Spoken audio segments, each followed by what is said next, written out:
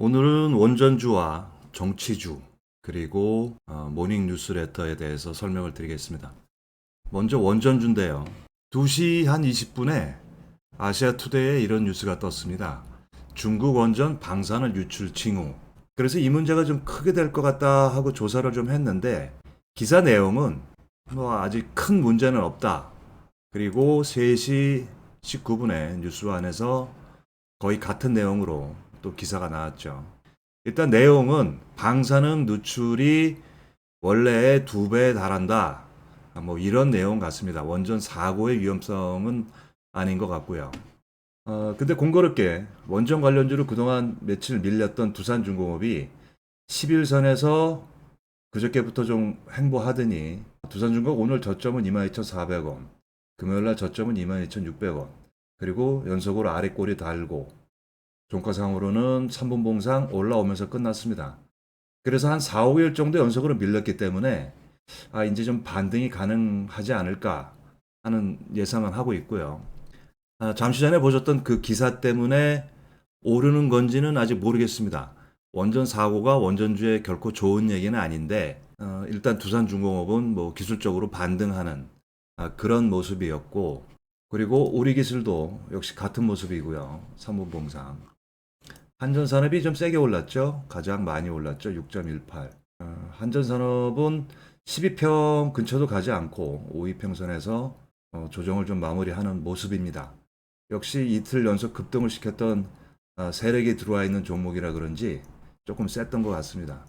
그리고 20일선에 있는 종목이 한신기계, 금요일에 말씀을 드렸죠. 2,750원에 사갖고 주말을 넘겼다고 말씀드렸는데 아침에 시초가에 약해서 다시 팔았습니다. 2,750원, 2,740원. 그리고 오늘 종가 2,660원에 다시 매수를 했고요. 그 다음에 BHI는 20일 이평선을 찍어서 5,510원에 매수를 했습니다. 다행히 5,500원 저점 찍고 오늘 20일 이평선이 5,560원이었는데 차트상으로는 저점을 찍고 아래꼴이 다른 모습. 그래서 이 원전주는 내일 시초가에 좀 강하게 된다면 반등할 가능성이 좀 있다. 지금 현재 그렇게 보고 있고요.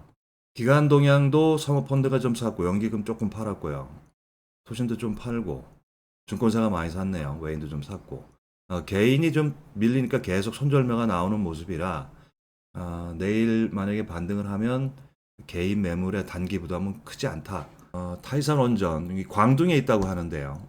방사능 물질에 대해서 혹시 발빠른 세력이 있다면 내일 이 요오드 관련주 이 세 종목이 움직일 가능성이 있습니다. 광동제약 차트 괜찮고요. 현대약품도 20일 2평에서 누워 있고요. 부광약품 역시 마찬가지입니다.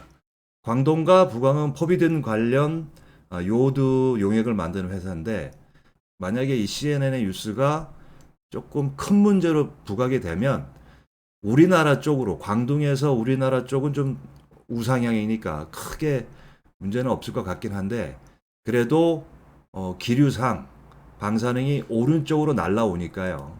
아마 방사능 유출에 대한 우려가 점점 확대되는 기사가 나온다면 요오드 관련주 요 세 종목을 좀 보시기 바라고요. 근데 두 번째로 정치 관련주인데요. 이 정치 관련주가 참 매매하기가 쉽지가 않습니다.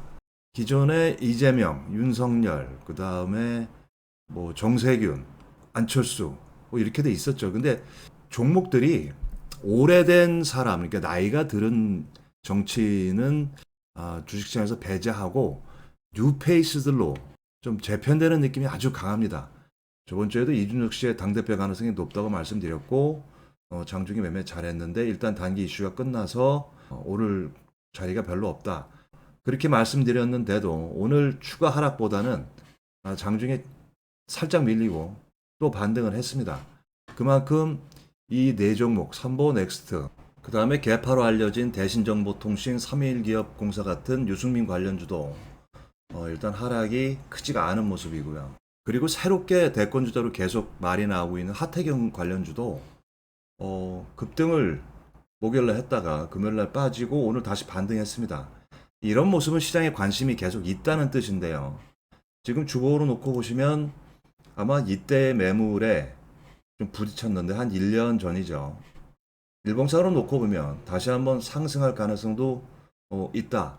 뭐 하태경 씨가 유력한 대권 주자는 아니지만 그래도 새롭게 부각되는 대선 주자에 대한 관련주는 끊임없이 부각이 되는 과정이니까 같이 보셔야 되고요. 뭐 옵티시스, 뭐 디오도 일단 관련주로 부각이 되어 있습니다. 그리고 박용진 관련주인데요.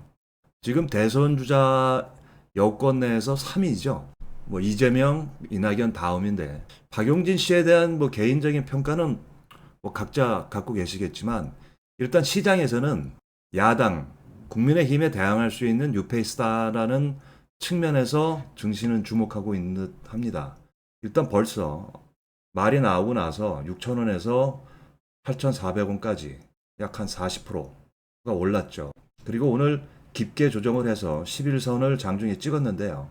저는 5일선 근처부터 분할 매수를 11선까지 했습니다. 그래서 평단가가 6,950원 정도 되는데 이 박용진 씨의 관련주는 현재 IT사 한창재지 이 두 종목은 유치원 관련주로 알고 있습니다. 유치원 3법에 박용진 씨가 강력한 법안을 냈던 이력을 갖고 있는데 아직 뭐 어디 박씨다, 뭐 어디 대학이다, 뭐 어디 지역이다, 뭐 이런 쪽으로는 아직 확산이 안 됐는데 오늘 신진 SM이 오늘 상한가로 갔고요.